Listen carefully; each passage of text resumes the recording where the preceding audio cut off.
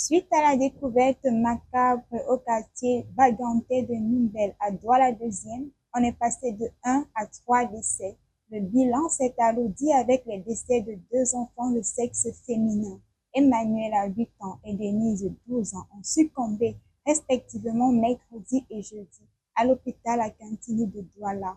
Elles rejoignent ainsi leur maman qui avait trépassé plus tôt mercredi 19 novembre 2025. Au micro de Griotte, une voisine revient sur cette découverte à la fois étrange. On se levait un grand matin et notre voisine, elle se réveille avant tout le monde. Voilà que une de notre voisines s'est réveillée, ses enfants se sont lavés. Elle ne sait pas, elle a vu que elle n'a pas ouvert la porte. Elle est partie maintenant toquer la porte, toquer. Appeler la femme, appeler la maman, le père.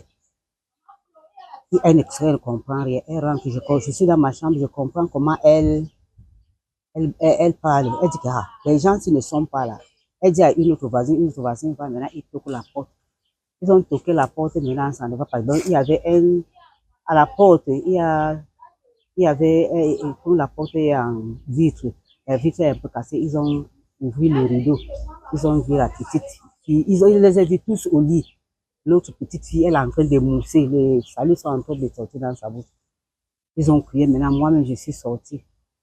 On a crié, les gens sont venus, on a cassé la porte, on a crié. On a vu qu'ils étaient tous couchés, ils ne bougeaient pas. On les a pris maintenant pour aller.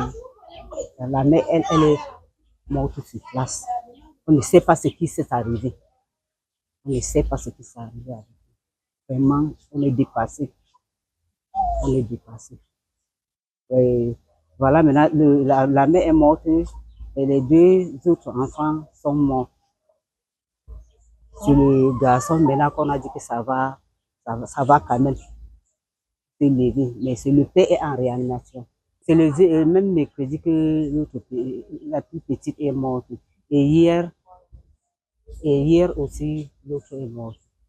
Alors que l'incompréhension se mêle à la douleur, le garçon âgé de 15 ans, qui est désormais hors de danger, raconte ce qui s'est passé la veille et des voisins expriment leur tristesse pour les défuntes qui étaient appréciées dans le quartier où elles sont arrivées il y a à peine 6 mois. Il est rentré, le jour qu'il est rentré, il est rentré avec le pain. Ses deux petits se dormaient.